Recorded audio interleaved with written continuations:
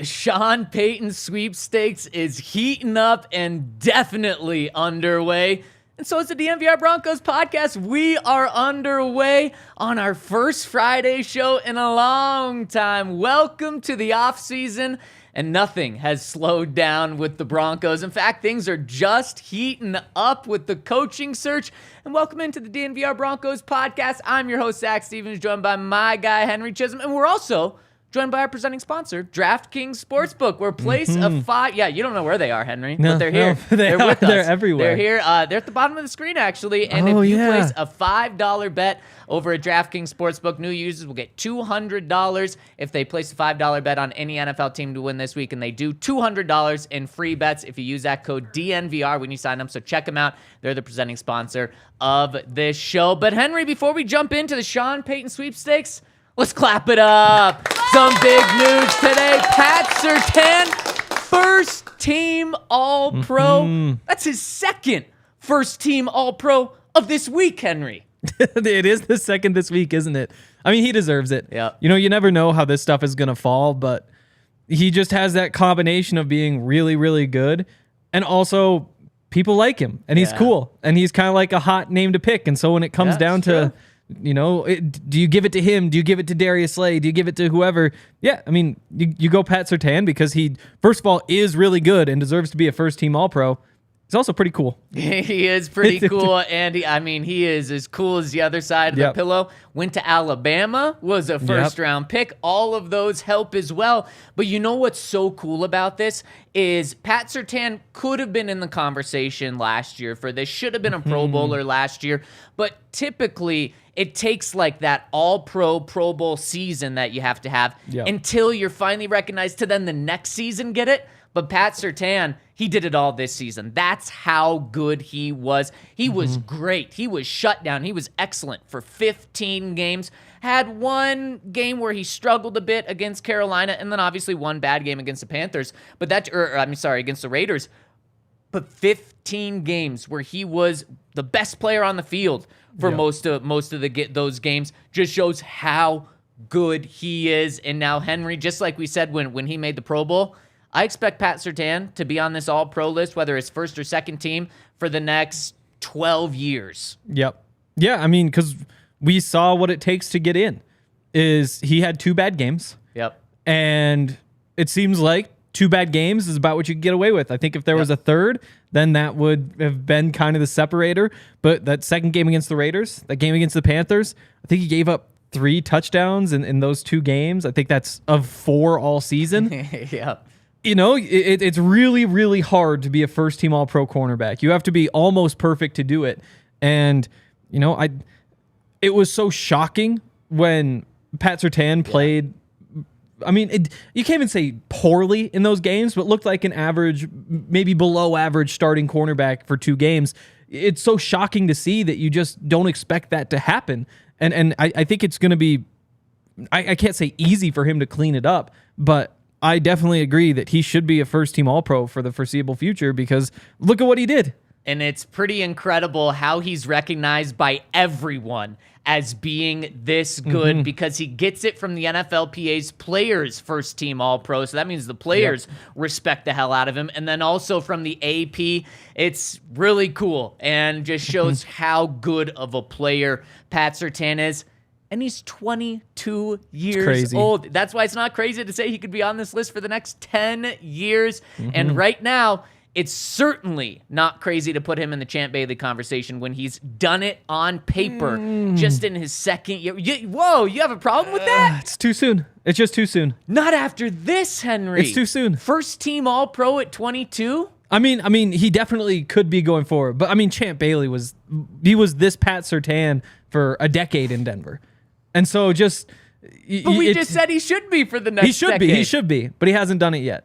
Well, of course, but I'm projecting that he's going to be. Okay, yeah, I think I would too. I would too. Okay, whew, I thought you were backing out on me there. No. Someone else that we got to clap it up for, Justin Simmons, second team All-Pro for the 3rd time in his career. Yeah, I mean, he deserves it too. You know, it's kind of crazy It reminds me a lot of Nikola Jokic, honestly, where, you know, you spend a game just like watching and you're like, oh, not much from Joker tonight. And meanwhile, he's put up like 23, 14, and 9 or something like that. Yeah. Like, wait, actually, he was really good. Right. It's the same thing with Pat Surtain, with Justin Simmons this season, where even a month or so ago, you're saying, yeah, Justin hasn't been all that great. Justin hasn't done all that much. This has not been his best season. And then you look down at the end of the year and he's forced 2 more turnovers than anybody else in the NFL, despite playing 5 fewer games. Like, he just is really, really good. And again, it's maybe similar to that Pat Surtain stuff too, where you get that little lull and you see it and you're just like, wait, what is going on? And with Justin Simmons this season, there were some missed tackles, especially early in the year. You're looking at it and it's like, wait, Justin Simmons missing tackles? Then he cleans that part up. He has the turnovers come through for him, and all of a sudden you're saying, yeah, he's a second-team All-Pro, and with a strong case to be first-team All-Pro. If not for the injuries, he probably would have been. Yeah, missed 5 games. Crazy. And still, as you said, had 2 more forced turnovers than any player in the NFL, and that was the step that Justin needed to take right when he signed his big contract 2 years ago. He needed to become that playmaker, ball hawk, guy that just made plays, and he has become that over these last 2 years. And like you said, he even struggled at times this year and still very much deserved to be an All-Pro. Could have made the argument to be a first-team All-Pro as well. That Broncos secondary looking mighty fine with Damari Mathis as well. Broncos, maybe Caden Stearns can step up. It's hard to count on him next year, and just to know exactly what type of player he's going to be, since he did miss so much of this season. But when he's played, Caden Stearns has been a difference maker. He's been one of the most efficient players in the NFL in the few snaps he's got in his first and second year. So very, very exciting place for the Broncos to be there. And speaking of exciting, Sean Payton will get the very first interview with the Denver Broncos next Tuesday morning. Like we talked about yesterday, the Broncos are wasting 0 time getting to talk to Sean Payton. He can talk to them on the morning of Tuesday, January 17th. My mom's birthday. Shout out, Mom. Wow. He's talking to them on the morning of January 17th. The Broncos are getting the very first interview with Sean Payton. And there's a lot of news and juice surrounding Sean Payton. Let's start off with the good news for the Broncos. According to a national reporter who works for the Washington Post, Mark Maskey, he says the Broncos appear to be the front runner for Sean Payton, at least in the early stages of the process. Payton likes the franchise's stable ownership and would be happy to work with Russell Wilson, sources say. It will be interesting if the Cowboys end up moving on from Mike McCarthy and enter the bidding for Sean Payton. They clearly would be a contender, but even if that occurs, it's possible that Payton would opt for the Broncos. So that news comes out yesterday at 5:07 p.m. Denver time. And then this morning, we get a twist, something that turns your stomach if you're a Broncos fan that wants Sean Payton.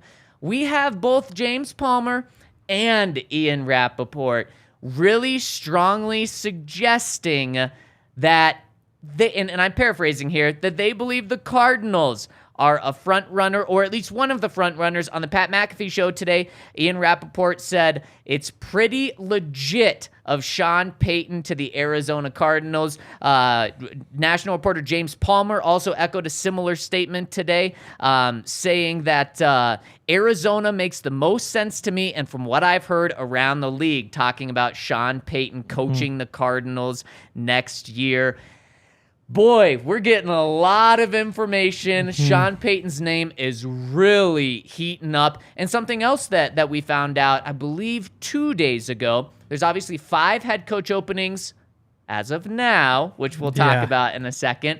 3 teams have been granted permission to speak with Sean Payton from the Saints. It's the Broncos, the Texans, and the Cardinals. Something else we also found out about that is the Saints have granted permission to teams that have agreed on trade compensation. So that won't be an issue if the Broncos want to hire Sean Payton. They've already cleared that hurdle with the Saints. Same is true with the Cardinals and the Texans.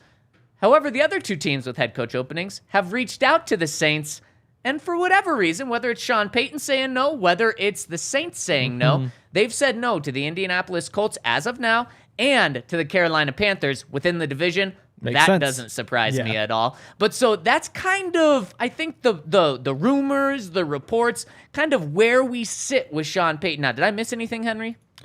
I don't think so. I think that's most of it. I think there are a couple other things that are just kind of like basically the same. But yeah, it is definitely interesting to hear that the Cardinals are the other team. For the most part, as of right now, and things are going to change over the next couple weeks as they always do. To me, though, if it's Broncos versus Cardinals, I feel pretty good about the Broncos' chances, right?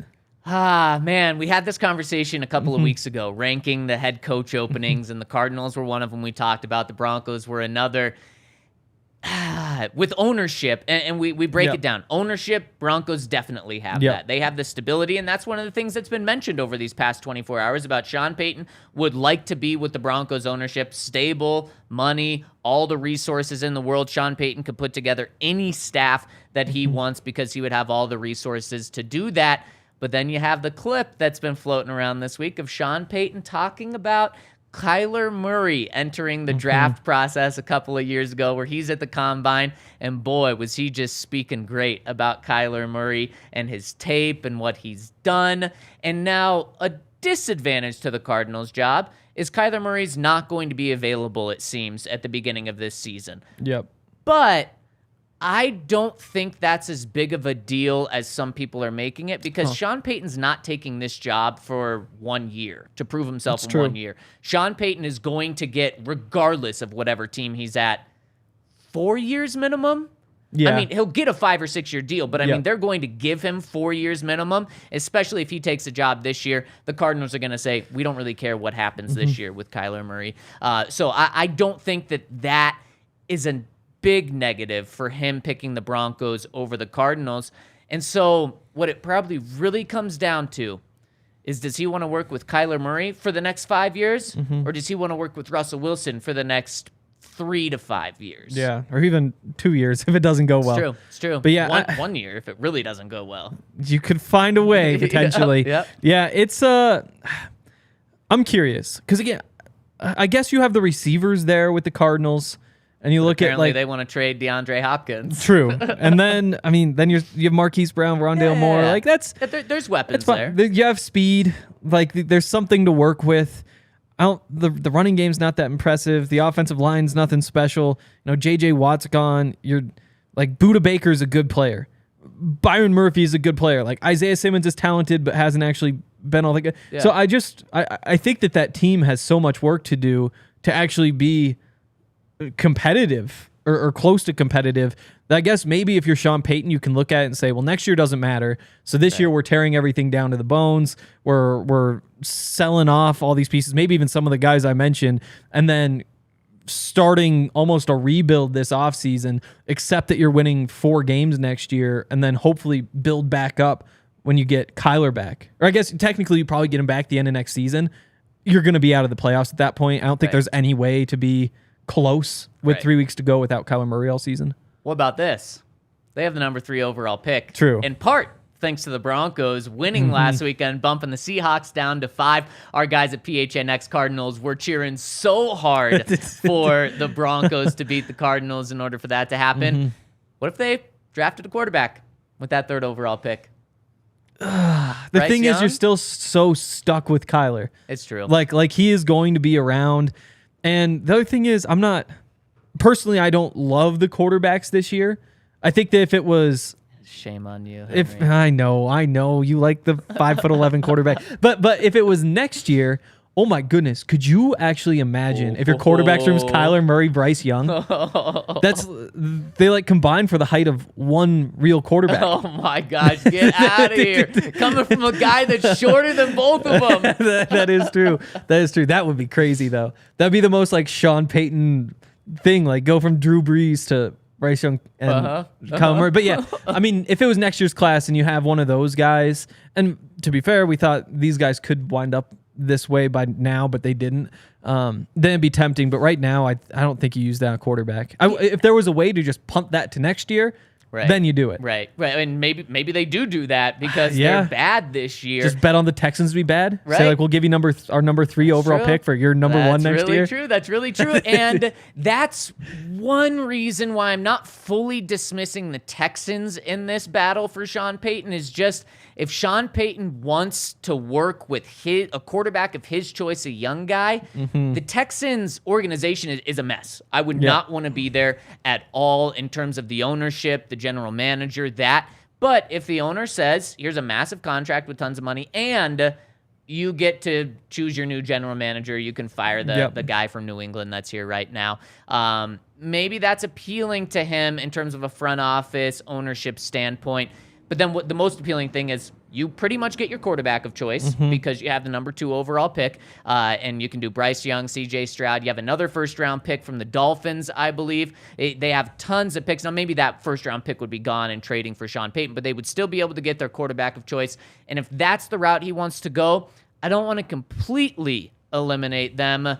But, Henry, when we're looking at the postseason and looking at these games this weekend, there's 2 teams that really scare me when it comes to still potentially being big players for Sean Payton. And let's talk about those and preview the playoffs right after I tell you about our friends over at DraftKings Sportsbook, where there's no better place to be than DraftKings Sportsbook this weekend. Henry, I cannot wait. 2:30 p.m. tomorrow. First game kicks off. We got 2 games of NFL football tomorrow, 3 games on Sunday, 1 game Monday night. This is going to be an incredible 48 hours. I should say like 56 hours of football. I can't wait, and I'm going to be hooked on DraftKings Sportsbook. And if you want to be hooked on DraftKings Sportsbook, but do it with free money, there's no better way to gamble than with free money. True. Use the code DNVR when you sign up at DraftKings Sportsbook. Place a $5 money line bet on any NFL team to win this week, and when they do, you get $200 in free bets in your account, and you can get those $200 in free bets if you place a $5 bet on the San Francisco 49ers to beat the Seattle Seahawks the very first game. Then you're going to have $200 in free bets to use for the remaining 5 games of Wild Card Weekend. And Henry and I are going to give out our picks in just a second. So head to the App Store now, download the top-rated DraftKings Sportsbook app now, and use promo code DNVR when you sign up. That's promo code DNVR when you sign up. If you have a gambling problem, call 1-800-522-4700, and make sure to see our show notes for details. And also, make sure you pick up some Breckenridge beers for this weekend. They're definitely the best beers that you can find. They're a local company. They're available across the country, though. If you go to breckbrew.com, you can use the beer locator and see where you can pick up whatever beer you want to try. So many good options. I'm probably just going to get a bunch of Strawberry Skies this weekend. If you're coming down to the bar for this weekend, and I imagine it's going to be a blast here this weekend. I guess there's a Nuggets party bus, I think. One of these nights. Sunday? So, yeah. I'm They not play sure. Sunday, right? Yeah, it would be Sunday. Interesting. But yeah, so there's a lot going on here for the bar, or at the bar, and we obviously have a bunch of Breckenridge beers on tap. So make sure that you use that beer locator or just come down to the DNVR bar, have some Breckenridge beers this weekend. There we go, Henry. Let's dive into our playoff picks. But first, let's talk about 2 teams that scare the hell out of me in the Sean Payton sweepstakes. I don't know if you guys can hear that. I have no idea what that noise is. Either it's vacuum? A ghost. It's a ghost. It's the ghost of Sean Payton. No, I think he's alive. Oh, okay. It's Yahir's mom. Well, how is that Yahir's mom? Okay, so let's jump into the 2 teams that scared me. Henry? Yep. We've got the Chargers this week. Did you see the news that came out this morning? Yeah, Mike Williams isn't playing because he broke a bone in his back because he took a hit in a meaningless football game against the Broncos. Oh, yeah, that's tough for the Chargers, but extra tough for Brandon Staley. Yeah. Let's say if they can't beat the Jaguars, which is going to be a tough game, if they can't do that, then I think Brandon Staley could be out. And I like Brandon Staley as a coach. What he did last week is indefensible, especially the fact that it did come back to hurt them this week. Indefensible. And if you are the Chargers and you think you have the opportunity, the number one opportunity to get Sean Payton, and boy, how long have we heard for many months that if an LA job is open, then that's the job that Brandon Staley wants, or that Sean Payton wants, specifically if it's the Chargers job, because you get to work with Justin Herbert. What a good situation to go into for a coach. If that's the case, boy, I think you just have to go and do that move. Yeah, I think you have to also. I think that it is more likely than not that they would fire Brandon Staley if they lose this weekend, which is crazy to say. Yep. And in another world where Sean Payton isn't available, I don't think that's true at all. But like it's so obvious that you could upgrade. Yeah, it not only upgrade, but then you can show that what happened last week was inexcusable. Totally. So you have reason to move on from him, despite Brandon Staley making the playoffs this year. Yeah, I mean, they should make the playoffs. Exactly. A lot of people thought they were going to win the Super Bowl. Yep. Like, again, in a vacuum, like if Sean Payton isn't available, then I don't think you do it. I mean, it's you're going you're going on the road for a playoff game. It's not, I mean, you're slightly favored. Losing that game really isn't egregious to me. Right. It really, a good coach still probably doesn't win that game. Yep. It's I don't know. It's a toss-up. It's a toss-up to me. But with Sean Payton out there, how do you not just go get him? Yeah, I completely, especially the Broncos are interviewing Sean Payton on Tuesday. Where? In Los Angeles, because that's where he lives. That's where he wants to live, according to many reports. And we typically don't hit super chats until the 3rd, but this one coming in from Andrew is just perfect. Thank you for the $10 super chat. He says, Sean Payton is going to the Chargers with their coach getting fired and after a first-round playoff loss and the Mike Williams injury. Andrew's right there with us. I would not be surprised if that happens. We'll get into our picks to see if we think that will happen or not. And another coach that I think is coaching for his job this weekend is Mike McCarthy. Now, of course, Jerry Jones comes out this week and says, no, Mike McCarthy's not going to get fired depending on the result of this playoff game.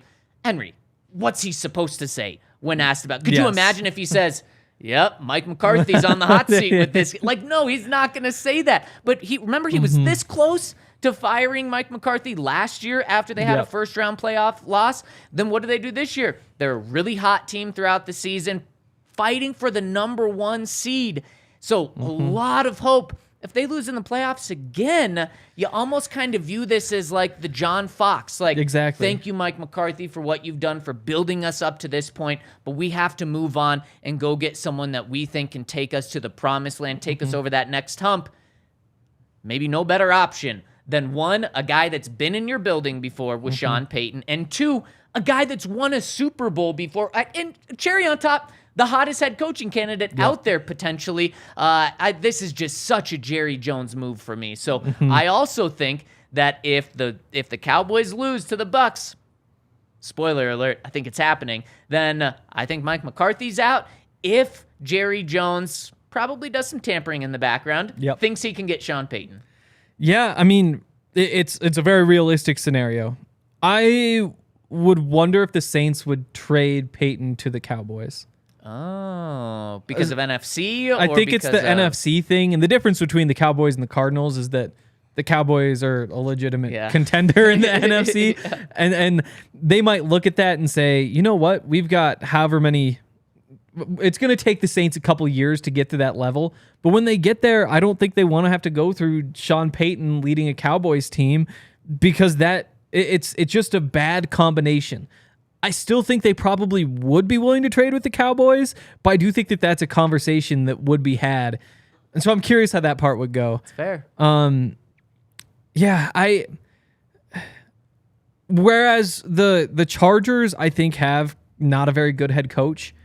I think that the Cowboys actually have a decent head coach at the very worst. Aaron Rodgers would disagree. He sure would, but I don't know that I trust that man. What would he say about Nathaniel Hackett? Yeah, it would taken him instead. But I just don't think it's worth it for the Cowboys to gamble on landing Sean Payton by firing Mike McCarthy, even if they lose this. Do you think it's worth it if they do some tampering and it's not really a gamble? They know the Saints will take their offer and they know Sean Payton will come to them. If they know that that's an option, then yeah, I think you do it. if they lose. Yeah. And I do think that Jerry will be doing some work behind the scenes. Maybe I shouldn't call it tampering. Yes. Work behind the scenes to make sure that happens. And Henry, there's one more team that. What do you think? What's the likelihood of the Rams going after and being able to land Sean Payton if in a couple of days Sean McVay announces his retirement? I think that the Chargers, if that job is available, is where Sean Payton would go. Yeah. I think the Cowboys and the Rams are probably next up behind. Okay. I think the Broncos are behind them. Probably on the same tier with the Cardinals based on what we've heard. So we really should be concerned about what happens this week and what happens with Sean Payton. Yeah. I'm sorry, but with the Rams. Yeah. I mean, I'm not sure that the Chargers are actually willing to pull the trigger and get rid of Brandon Staley if they lose, but there's a real chance they do. And I think that they probably would. So maybe you do cheer for them to win this game. Maybe you do cheer for the Cowboys to move on so that you don't have to worry about them. I don't think people have an issue cheering against Tom Brady. So I think people are going to be fine pulling for the Cowboys and Broncos country. But man, cheering for the Chargers to win in the short term is going to be tough for people. But man, I think you'd rather have Sean Payton here than within your division. That's for sure. And so you're putting them tied for fourth-ish with the Cardinals. That's crazy. Yeah. And then 3 of those can be eliminated, and the Broncos could be tied for first potentially. I don't really disagree with you. And what we're hearing today, yesterday it was the Broncos had the lead over the Cardinals from Mark Maskey. And then today we're hearing from Ian Rappaport and James Palmer that maybe it's actually the Cardinals that have the lead over the Broncos. It's wild how, a couple of days ago, it's like the Broncos are the best job out there. And now things are changing where it could be the Broncos are like the 5th job out there, at least in Sean Payton's eyes, which is wild. And Henry, there's also kind of one more update we should talk about with this because there's been a top 2. There's a tier 1 for the Broncos in terms of who they want as their next head coach. It's Sean Payton and it's Jim Harbaugh. As we went through today, it could be kind of difficult for the Broncos to get Sean Payton. Yep. Jim Harbaugh, who knows what's going on there, but now the president of the University of Michigan is stepping into this, talking with Jim Harbaugh, wanting to get a deal done. And you hear conflicting reports. You have one person come out yesterday saying that all signs are leading to Jim Harbaugh coming back to the University of Michigan. And the person that had this report also had it last year that he was coming back, and then he did go back. And then you still have some people saying, well, he's not getting what he wants from the University of Michigan, so he's still looking at the NFL. But Broncos are on kind of maybe a dangerous edge right now of, as you said, potentially being not a top choice for Sean Payton anymore. And Jim Harbaugh going back to the University of Michigan. Just a couple of weeks ago, the Broncos are going to be ultra aggressive to do whatever they needed to do to get their top guy. Right now, they're maybe in a little bit of limbo in terms of being able to get that top guy. It's tough. And I think the big thing with Jim Harbaugh in Michigan right now is just the fact that they're talking.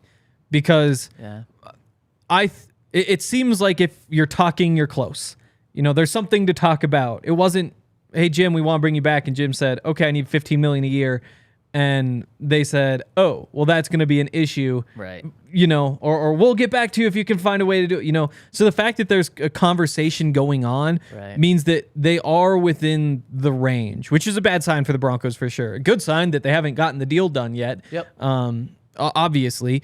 But I think Sean Payton is much more likely to come to the Broncos than Jim Harbaugh right now. Man, that's how it's leaning. Yeah. But now I'm just nervous that the Broncos could strike out on both of them. Yep. So these games this weekend are going to be very key. And let's dive into them, Henry, and talk about them. And let's just go in order of how these games are set up. We've got the Seahawks going into the 49ers to play Brock Purdy and Kyle Shanahan. Seahawks almost 10-point dogs. I believe the number's like 9.5 right now. Does Geno Smith have any shot? I think so, honestly. Ooh. I think so. And I don't know if I'm willing to bet on them to actually win the game, but what's it, plus 3 something probably? 380. Woo. I mean, it's close enough to being tempting. Yeah. The talent that the 49ers have is just a little bit too overwhelming to take that. Yeah. But the Seahawks are running the ball pretty well. True. The passing game is kind of dried up. They haven't been getting big games from Lockett or Metcalf or really Geno either. So I don't know if they have the juice to, put up 30 if that's what it takes in this game. But I do think that they can control the ball, pick up some yards on the ground, and at least cover that 9.5. Okay. I like it, but you're taking the 49ers to win. I think so. Yeah. Boy, you are have to. Indecisive. I like it. Yeah. In terms of playoff football. That this could actually be a good game. You're right. Playoff football, division football. Pete Carroll, unfortunately, we've learned this year he's a pretty damn good head coach, can get his team ready to go. But give me the 49ers. You kind of mentioned it. The 49er or the Seahawks have had a difficult time passing recently, and I think the 49ers can absolutely shut down the Seahawks running a game. I don't know how the Seahawks are going to score more than 14 points, but really more than 10 points in this game. I think there's going to be some weather, some rain, so I don't think that it's like a 40-10 blowout, but give me 24-10. Give me the 49ers to cover. And we're not necessarily going to give every cover here, but if you want to get all of our picks against the spread, make sure to check out thednvr.com, where we've got all the coaching news that you could ever think of this week. Henry's got an awesome piece previewing this season. And then we're also going to have our Broncos Pick'em, where we give our picks against the spread and also discuss who the Broncos' next head coach will be if it's not Sean Payton or Jim Harbaugh, and that conversation just appears to be potentially getting more real as the days play out. Of course, we can come back Monday and say, oh my gosh, the Broncos are going to get both Sean Payton and Jim Harbaugh. Also, if you're on DraftKings right now, over 60.5 rushing yards for Kenneth Walker. He's been insane the last few weeks. Like I would have set this line at like 85. Scares me, Henry, just because of how good the 49ers front seven is. Definitely. But again, he's gone over 100 in 3 consecutive games. At least. It's just the last 3 that show up here. So we'll see. If you trust 60 should be easy. If you trust Henry, it's easy. If you trust me, I'm nervous. They're giving that man 25, 30 carries. He's going to get it. It's probably true. True. Unless Brock Purdy goes off for like 2 touchdowns in the first quarter. Yeah, I still don't think. I mean, maybe you chuck up some long balls to DK and see if you get lucky, but it's going to take a lot to get Pete Carroll off his game plan, and that's just going to be pound the ball. That's very true as well. Okay, so there's our picks. Ryan is also going with the 49ers as well, so clean sweep for the 49ers in our view. The second game, the night game, the closest game in terms of what Vegas thinks. I believe the Chargers have been a 1-point favorite. I think they may now be up to 2.5 right now. Chargers going into Jacksonville. Dare I say Jacksonville was kind of lit last week for their game? I think so. I think that's fair. Yeah. This is such a weird one to choose from. I think it's the second highest total of any of these games in the first round. Let me guess. I'm going to go 54.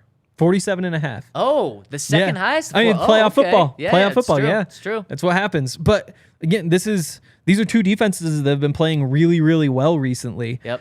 So you're right. It's kind of tough for me to say what's going to happen. But you like the under? I do think I like the under. I almost bet it this morning. I was like, let's hold off for now. Because you could also see this turning into Justin Herbert, Trevor Lawrence, who gets the ball last. It'd be a bit of a surprise. Yeah, everybody does. Yep. That's what people like. But, I mean, couldn't get the running game going against the Titans at all. It's also Travis Etienne, who I think is running for like 5 yards a carry this year. But it's all like outside type of stuff. They were not going to have a chance running like that against the Titans defense, like just so big and thick. I think Titans defense, one of the best against the run, one of the worst against the pass. Exactly. And so I wonder if they can get that going. Chargers haven't been able to really run the ball either. Give me the Chargers. You're taking the Chargers. Ryan's taking the Jags. And I think this is going to be the Austin Eckler game. I think I don't know how it's going to come, whether it's on the ground, where before the Broncos game, Austin Eckler, I think, had back-to-back 2-touchdown rushing games. It's the first time since LaDainian Tomlinson that a Chargers running back has done that. Austin Eckler, again, before last week when the Broncos shut the Chargers down, Austin Eckler was just unstoppable. I mean, I think he averaged in the past 6 games before that or 4 games before that over 100 all scrimmage yards. He has been so good, and I think that is what's going to separate this game, especially with Mike Williams out. I think Austin Eckler makes enough plays, maybe looking for him to get like 150 yards from scrimmage in this game. And I'm going to go the Chargers as well, which is good news for the Broncos coaching search. According to you and I, the Broncos won't be competing with the Chargers for Sean Payton. Ryan, on the other hand, of course he's not going to pick the Chargers, but maybe he should be cheering for the Chargers if he listens to this podcast today when he's out on the beach. So there we go. Let's move to Sunday games. Dolphins and Bills. According to the spread, this isn't just a bad playoff game. This is one of the worst playoff games that's ever been out there. Almost 14-point spread favoring the Bills in Buffalo. Yeah, as it should be. You know, this to me is just a stay away. I'm not betting on a massive spread like that. I am taking the Bills to win, though. How could you not? Yeah. Like, you'd have to be insane to not take that. The Dolphins have not been good recently. I know everybody's probably heard that, but they started, like 8-3? And then finished 9-8? It's awful. It's awful. And that was with Tua, some of those stretches. Now, they don't just not have Tua. They don't have Teddy Bridgewater. They're nothing. On Skylar Thompson. They have nothing. It's rough. After the Nuggets game, maybe it was the Clippers game last week, it was on ESPN, so they cut to Sports Center after. They were showing clips of Mike McDaniel's press conference. It was so sad. Like, he's up there doing the same, like, nerdy guy stuff. You can tell he hasn't slept in, like, weeks. He's, like, not that funny. The energy's low, and you're just like, oh, God. It's the thing that we talked about with Nathaniel Hackett, where it's like, everybody's going to love him unless things don't go well. Immediately, things don't go well. Now, Mike McDaniel, he's about to go take this beating, and he's going to have a rough offseason afterward. Yeah, it's going to be tough. Henry, you said you're not going to bet on this game because it's too big of a spread, and I totally understand that. And this is just me. I don't know if there's a spread that I wouldn't bet on the Bills here. I don't know what they could put it at for me to say. I honestly think if it got to 20, I'd be like, okay, I'm staying off this. Now, I'm not going to put a big bet out there on the Bills minus 13.5.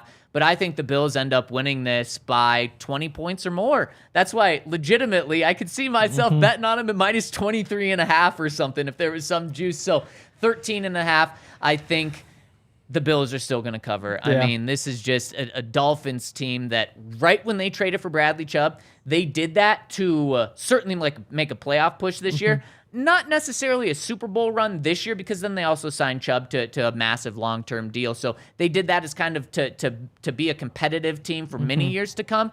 But right when they made that trade, boy, did they just start getting worse and worse and worse. Skylar Thompson got the win last week against the Jets, but it was against the Jets, and wasn't it like 14-13 game or something? I mean, it was extremely low scoring. It's not like Skylar was able to do anything.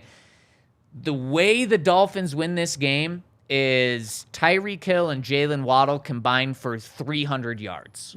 Or something. And it's because Skylar Thompson gets them screens and Tyreek Hill takes them 75 yards, and they do that like 3 or 4 times. I mean, this is... If Mike McDaniel is a good coach, this will be an incredible game to watch, because he knows that. He knows that there's nothing you can do except get Tyreek Hill and Jalen Waddle the ball, and you can't trust your quarterback to give them the ball downfield. So what does he draw up? Is Tyreek Hill playing running back half the game? Like, there's going to be some weird stuff like that. I like it. If they are going to have any sort of chance, which they probably don't. No, it's just so sad. Like, if they had Teddy, I'd say, like, yeah, there's the path. He hits him for a couple big plays. You score on half your drives. Safe with the ball. Exactly. The defense steps up. You know what they're capable of. You know the talent that they have. They just haven't quite put that on display. So, I don't know. This is going to be a really sad game, but also kind of fun to see what they do with Tyreek Hill. Yeah, probably a good thing that it's in the morning. If you sleep in and you miss it, you're probably not going to miss anything. Although, if you miss the first half, the game's going to be over at halftime anyways. So we're halfway through our picks. Ryan also, of course, has the Bills, just like Henry and I. We're all just logical, sensible humans. Are we all the same? Yeah, so far. We are. No, Ryan has the Jags. Oh, okay. Right? So you and I are the same. and maybe we'll get some juice in these last 3 games. But first, I got to tell you about a new partner alert. Yes. Jive Hive. Jive Hive is a virtual dispensary on wheels. Here's the way to think of it. Think of it Uber Eats for weed. And so how you order it, because they have no physical stores, you go to jivehive.com. Henry, how is this not created before? I would guess because of laws? Yeah, maybe that's it. Maybe like COVID, because didn't COVID relax restaurants being able to deliver alcohol? Exactly. So now maybe this kind of got their foot in the door. What a brilliant idea, though. I mean, especially in Colorado, I feel like this is going to absolutely blow up. Not just because you can stay at home, but let's say you have a profession where you don't want to run into someone picking up your weed. Yes. You don't have to worry about that because no one else is going to be there, because they come to you, right? To your house. And if you've already been partying, you don't want to get in a car. This is a safe way to get it delivered to you. And it's convenient pricing, because they don't have those brick and mortar stores, means better costs for the customers because they're not having to pay for rent. So there's so many different reasons to get it. And got a QR code on the screen. If you just want to go straight to them, you can scan the QR code if you're watching on YouTube, or you can just go to jivehive.com and make sure to go to JIVEHYVE.com. They're delivering now in Monument, Falcon, Payton, Fountain, Woodland Park, Security, Widefield, Aurora, and Greenwood Village. So make sure to check them out. That's jivehive.com.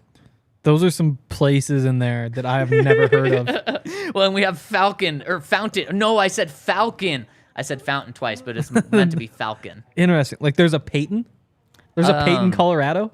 Maybe that just means Peyton Manning's house. Oh, yeah. They deliver specifically to him if he wants it. Security? Yeah, I've never heard of that one. Okay, we can move along. I need to look at a map at some point, though. Also, FOCO. They make all sorts of really cool things. Just items, I think, is the best way to describe what they make. They have like Christmas ornaments. What's next holiday? Martin Luther King Day. People don't. Yep, that's this in like 3 days. It is. No, yes, it is. Yep. The next one after that, President's Day, I think, is in February. Probably not much Bronco-themed gear for that either. Easter, they might have like an Easter basket with like a Bronco logo on it. Some Bronco bunny ears or something. Yeah, of course. So yeah, I mean that's the kind of stuff they do. It's all sorts of really cool gear. He tried to throw it while he's standing on it. This is a blanket, but with sleeves. Oh, and a hood. Oh, and Broncos on it. Yeah, so you put it on and you're nice and warm, but also you can use your arms. He wants it back. Yeah, wants it back. Okay, fine, you can have it. Yeah, this isn't yours. Yeah, so there's a whole bunch of really cool stuff like that. There's sandals, there's Crocs, but maybe not Croc brand. Who's to say? They might be. Just really everything with the Broncos logo. That's FOCO. And if you use the code DNVR, you can get 10% off all non-presale items. There's a link below this YouTube video. There's a link in the description for the podcast as well. And as our super producer, Yaya, says, make sure to give us a like, a thumbs up, hit the subscribe button, turn on alerts so you know when we're going live, because of course we're doing this Monday through Friday at noon now. Yep. But if news drops, we'll be doing an emergency pod, so if you have those alerts on, you will not miss us. And of course, if you're tuning in on the podcast side of things, we'd really appreciate a 5-star review. And now that we're in the first week of the off season, things are about to get weird, wild, and wacky. Wow is right. Okay, let's see if we can maybe have some weird, wild, and wacky picks in these last, maybe even wowing ones, in these 3 last games. Giants and Vikings. Henry, I know your girlfriend's a Vikings fan. You picking the Vikings here? This is the game I am maybe least excited for. Wow. These are 2 teams that are not good. Like I'll just come out and say it. Whoa, the Vikings were 13-4, Henry, with a negative point differential. I think by DVOA, I'll pull up the real number because the real number is even better than what I could give you. But I mean, these are not good football teams. The Vikings have the however many one-score wins. They barely stay in the game, and then bang, at the end they go win it. Sure, we could buy the hype train for that if you want. Sure. They also got smoked by the Packers. Smoked. Just 2 weeks ago? Yeah, 2 weeks ago. Yeah. I mean, they are not talented. The Giants, on the other hand, have had one 100-yard receiving game this season. That's Wan'Dale Robinson, who hit 100 on the dot. No games with more than 100 yards. They've won 2 of their last 8 games. Oof. Saquon quietly having the best season of his career. Yeah. Future Bronco Saquon. If they get Sean Payton, we could talk about this a different day. But I mean, he had 91 catches as a rookie. Alvin Kamara's never had 91 catches. Yeah, it's incredible. I think that might be a fit worth looking into for an offense that needs some juice. For 15 mil? 11, I think it's not bad, especially because, in my mock off season, this is going down a rabbit hole. I cut Chase Edmonds' salary down to 4.5. You could just take $6 million off the books if you just cut him. Yep. I added another running back for like $5 million. Okay. If you're paying 9.5 for Edmonds and Dante Foreman, you can make the case that just go get Saquon. Sure, but absolutely. Now we have gone down that road, which wasn't the plan. Giants need Saquon to have a big day to have a chance. Yep. I don't think he will. Okay. I'll take the Vikings. They suck too, though. The Vikings, yeah. This is, I mean, you're right about both of these teams. Neither of these teams are that good, which, Henry, to me, says both of these teams are extremely well coached.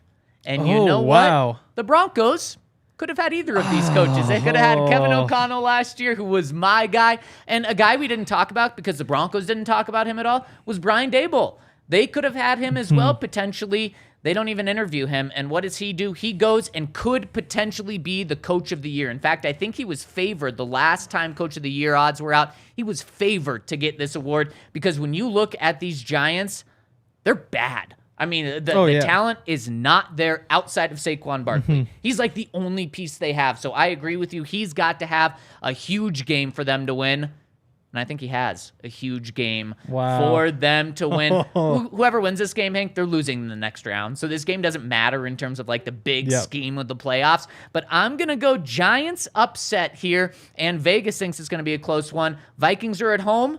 They get the home 3. So they're favored by 3 points. Give me the Giants here. But I was really confident in this at the beginning of the week. I have zero confidence in this game. This is one that I would completely stay away from a betting perspective because I could see either team winning in a blowout. And I like that that's how you finished because I was thinking like, can you bet on a team to win by double digits? Because I feel like either the Vikings are going to totally implode. Yeah. Totally implode. Yeah. Or they're just going to be much, much better. Because that's a weird thing. Like, I'm totally with you that Daboll has been an amazing coach this year because they don't have talent. Yeah. The Vikings, I'm not sure how I grade Kevin O'Connell. Fair. Because 13-4, that's though. the thing, though. But also by DVOA, 2 spots worse than the Broncos. The Broncos played better football than the Vikings this season, but the Vikings got the wins. Isn't that coaching, though? Don't you kind of put that on coaching of like... But I also think with that much talent on the roster that they should just be playing good football and not getting lucky. I see. I mean, they are getting lucky and they are winning games, so I don't even... I don't have a take on Kevin O'Connell. Can you bet on just either team to win by double digits? I don't think so, but I would love to. That would be a fun one for this game. I would like that because I don't know who's going to win, but I wouldn't be surprised if whoever wins, it's by like 10 or more points. Ryan's going with me on the Giants as well, which means we all don't have the same picks now. We all, in a different way, have different picks, which I like heading into the Ravens-Bengals game, Sunday Night Football. Saying Ravens-Bengals in the playoffs brings a lot of juice. That should be the Sunday Night Football game from a team perspective, a divisional game, but it's not really like that. Lamar Jackson, 3 minutes ago, Henry, was officially ruled out of this game. I don't know about Tyler Huntley. The Ravens are either playing with a backup quarterback or a third-string quarterback. Bengals, what's the spread? Do you have it up right now? I just left that page. I was trying to find the 10-point win. There it is, 8.5. 8.5. Man, I think that's going to grow. I wouldn't even be surprised if it tops 10 before the game starts. Probably go at 9.5 or something. and that's how this game's going to go. The Bengals could have routed the Ravens last week when they played this nearly exact same team. They kind of let off, and what was it, a 14, 17-point game or something? They could have beat them by 30. That's what this game's going to be. I'm curious. Tyler Huntley was a full participant in practice today. Okay. They did not have him last week. No, they did not. And he's questionable for this game. So we'll see what's up there. But I think they have a chance if he plays. I think they have a chance. It needs to be just an ugly game. Okay. That's how the Ravens win. Yep. Is like they pound the ball on the ground. They don't give up anything in the running game. They avoid giving up big plays in the passing game.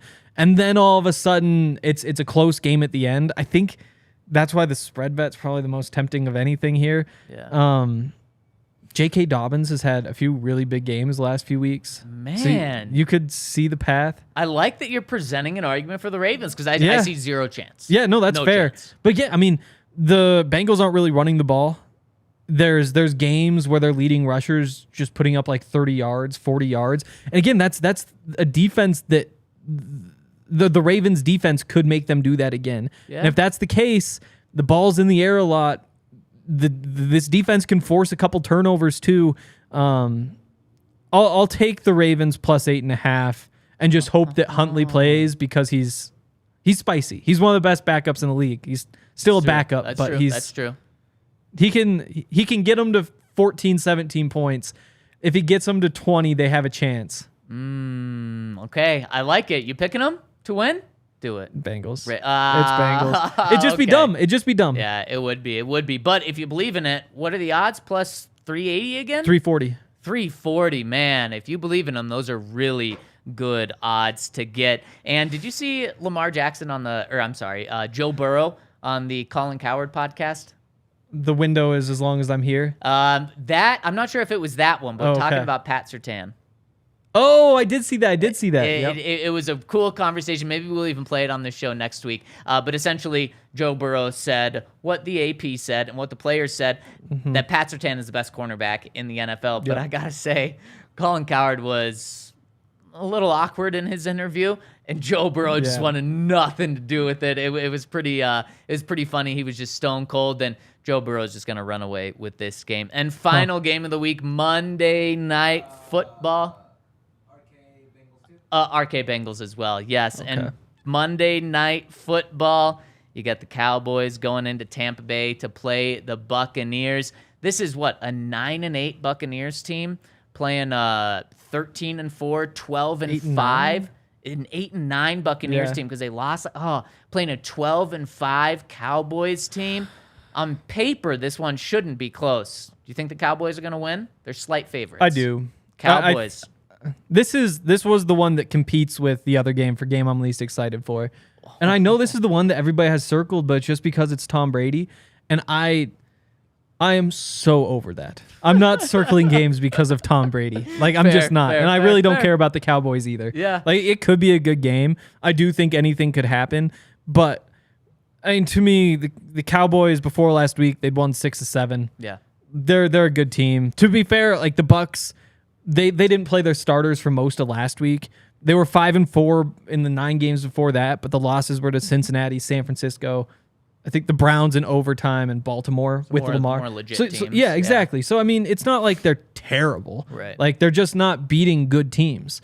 And if you beat the bad teams, you don't beat the good teams. Just give me the Cowboys. I think there's a chance that they just go for 30, 40 points and. Ryan's going with the Cowboys as well. Okay. And I couldn't disagree with you or Ryan more. Really? This is absolutely the game that I have circled. Really? Because it's Tom Brady in the playoffs. This is Mike McCarthy. This is the Dallas Cowboys, a good team in the regular season, and they just choke in the postseason. They could not have got a worse draw in this first round on the NFC side. Obviously, they couldn't have played the Eagles because the Eagles have the 1 seed. I think this is the toughest game that the Cowboys could have got. They have to go on the road, and don't overthink it. This is Tom Brady in the playoffs against the Cowboys team that, you're right, last week they choked big time. They were good leading up to last week. I think just like the Chargers last week could hurt the Chargers in this game, I think last week's really disgusting performance against the Sam Howell's first start in the NFL against against the Commanders, and they lose that game when they needed to win to potentially get the number 1 seed. They lose. Oh my gosh, give me Tampa Bay. I love that I get plus money on Tampa Bay. In fact, I already got in on them when they were like plus 135. I'll probably hit them again. I think they've gone down to plus 125, 120. Give me Tampa Bay. And we're recording these picks, so we will know exactly who wins this. And speaking of winning things, Henry, we're going to continue our AFC West predictions as the playoffs go. And so this week, I've got the Chargers in the only AFC West playoff game. Ryan's got the Jags, and you have the Chargers as well. But going into the playoffs, Ryan's in last place. And basically out of it. 29 and 23. Not out of it. Oh. You and I, 10 games over 500. Wow. We're 31 and 21 tied. And regardless what happens this week, we're going to be tied again in first place. Ryan can't catch us this week. And then so we'll just see how long the Chiefs go, how long the Chargers go, and we could win this thing next week potentially if the Chiefs end up losing. So that's where we are. And then, of course, we have our season-long teams. This was the big one. This was for a dinner. A big dinner is on the line in this one. A big dinner. And I think I can eliminate one person from this competition right now. Yes. The person that's not on this podcast today is essentially out. Ryan is sitting there with 82 points. And remember, how we drew this up, we did a draft before the season started, drafted 30 of the 32 teams. Whichever team you got to win you got a point every time that team got a win in the regular season. You got 2 points for those teams that you drafted making the playoffs. Then you get 2 points for each postseason win, and then you get an additional 2-point bonus if your team wins the Super Bowl. Ryan's sitting there with 82 points. He has 3 playoff teams. The Bucs, the Bengals, and the Cowboys. Henry, you've essentially eliminated Ryan. You have 98 points, and you have 4 playoff teams to Ryan's 3. You have the Ravens, 49ers, Vikings, and Jaguars. I'm ahead of you. 107 points. So a good lead, but I'm not calling it over yet. Unfortunately for you guys, I have 6 playoff teams. I got the Bills, Chargers, Chiefs, Eagles, Dolphins, and Giants. So you're going to have to make a playoff push this week in order to come back. We drafted 30 of 32 teams. You know the 2 teams we didn't draft? Texans. That was one of them. And so we were right about the Texans not drafting them. They were the second worst team in the NFL. Oh, who was the other? Was it the Seahawks? A playoff team. Oh, no. The Seahawks. We all thought they were going to be awful. In fact, we thought the Browns, Bears, Lions, Falcons. I mean, we thought all of those teams were going to be better than the Seahawks, and the Seahawks were actually the better one. So that's something to continue to follow during playoffs. And speaking of following, let's talk to the people and follow their lead, what questions they have. I think we got a few super chats to hit. First one coming in from Andrew. We already hit this one, but again, just wanted to say thank you, Andrew, for the super chat. Next one from Kyle Garcia says, to answer the show's question, no. Personally, I think Sean is semi-overrated. Would be much happier with Harbaugh than Sean Payton being hired to Denver. Yeah, I mean, the tough thing about the whole overrated conversation is that there are a lot of people saying he's overrated right now, which makes you think that maybe the public opinion when you factor everybody in isn't that he's a top 3 head coach. Like, I think it's kind of that if he were to come back, he'd be a top 10 head coach and maybe trending toward top 5. And I just don't think that that's overrated. I think that if you said he's the 8th, 9th head coach in the league, I mean, you run through it. Would you take Belichick over him? Yeah. Tomlin, probably. Like, there is that list. Reed, yes. Yeah. I mean, you're probably right. Yeah. So I do think that if everybody says somebody's overrated, then doesn't that just mean everybody thinks he's right there? Yeah, exactly. So fair, I do think that he's There are people who really think that he's like top 3 coach. I'll say he's a top 3 offensive thinker guy. I'll put put that in guy. ink. Yeah. But in terms of just overall coach, yeah, he's a top 10 coach. And I'm there with you. He's a top 10 coach if he comes back in the NFL this year.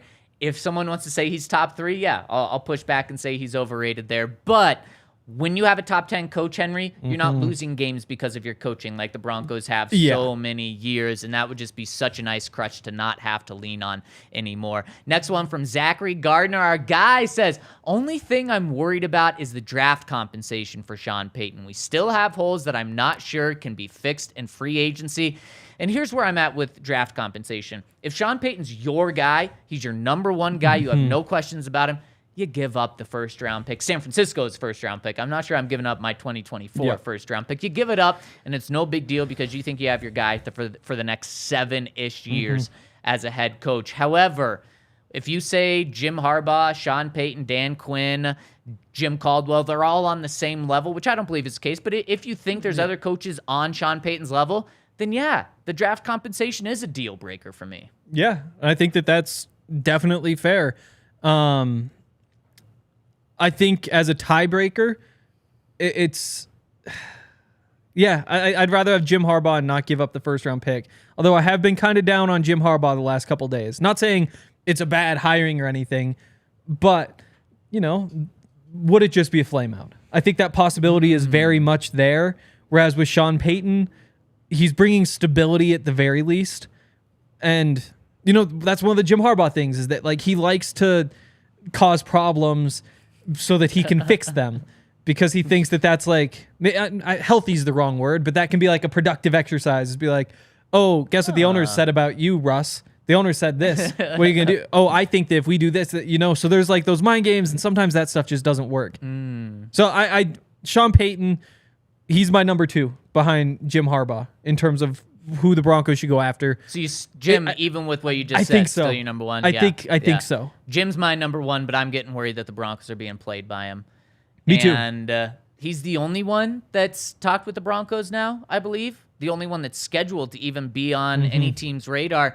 Although Indianapolis is just always connected with him, but that scares me. It scares me that the Broncos are being played by him. And one more from our guy, Zachary, says, also, who are your guys' favorite free agent targets? Well, we're certainly going to get deep down this hole once free agency gets closer. We're going to preview everything, not just the coaching search. But, Henry, can you give me one free agent target? Isaac Seumalo. He's a guard for the Eagles. There we go. Has been really, really good this year. He has had a couple of seasons with injuries before, which is scary. But he is really, really good. And I think that if you add him, you have some flexibility. I think Garrett Bradbury, the center for the Vikings, would be a good fit in a lot of different ways. But if you say go after Saquon and want to give him a bunch of money, I would understand that. You bring in Seumalo, you let Lloyd Cushenberry run it back. I don't think that'd be the worst thing in the world. But if you draft a tackle in the first round, then all of a sudden you've replaced a couple starters.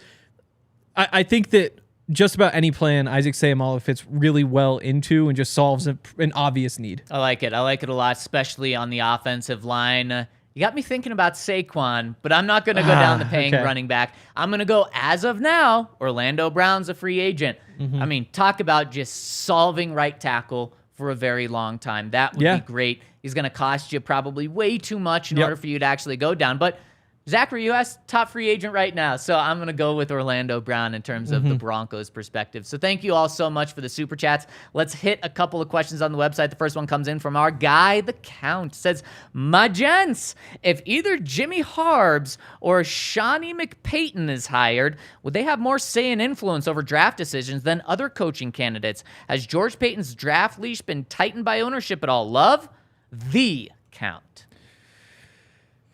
I don't know. The thing about draft compensation is that none of it is guaranteed. And it just makes it really tough to say. It's hard to compare a coach to a draft pick. I think it's really easy. Somebody was saying this would be a good time to trade Justin Simmons. His contract is fairly low for how well he's playing. I think he's like a top 5 to 10 paid safety, and he's playing like a top safety. You could get out of it pretty quickly. Broncos retain some of it. You could get a lot of picks for him. You know, if you could get a first and a second, well, you say like, well, first you can justify that because you can draft a replacement who probably won't be as good as him. There's a chance he is, though. You save a bunch of money, and then you get the second, which is kind of like the sweetener. Like, here's why I do it. With a coach comparing him to draft compensation, there's just no one-to-one across way to do that, you know? So I struggle with that part of the whole Sean Payton deal. Fair. And to answer the Count's question, I do think that Harbaugh or Payton would have more influence than George Payton in terms of draft decisions. I thought he was talking about trading the first one. Fair. No, I liked where you were going. Yeah. But yeah, I think those guys would have a lot more influence than the other coaching candidates. I think the other coaching candidates would be a big win for Sean Payton or for George Payton because I think he keeps a lot of his power, but I think these guys come in and take it away. Yeah, they definitely take a lot of it away. I also think, though, that just having him as a voice in the room, it's the third round, and it's whoever, and he goes and says, hey, this guy is really good. Look, he's this freak athlete in this sort of way. You know, I'm not sure if you like him in particular. There's also these two other guys who I also really like because they do these things. And so I don't think it's Sean Payton looking through a draft board saying, like, this guy. I think Payton's kind of bringing him good options, and I think that's a healthy way to do it. Yeah. There's nothing wrong with that, but I think what happens is George Payton, especially in the later rounds, says, okay, these are the guys we really like, and then Sean Payton or Jim Harbaugh goes, okay, of these three options, we're taking this guy.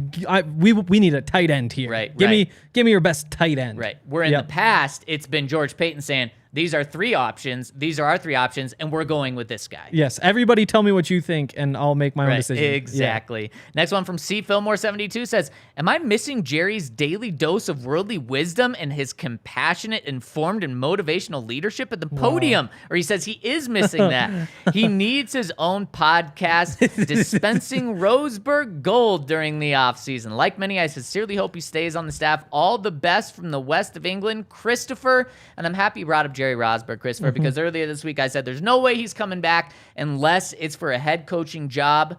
After I said that, Jerry kind of talked in a way of he's reevaluating what he wants to do in the future. I still think he wants to ideally get that head coaching job, but I don't think he's going to get it from the Broncos because they haven't interviewed him, and you'd think they would have done it this week when they had some time and they were able to interview him.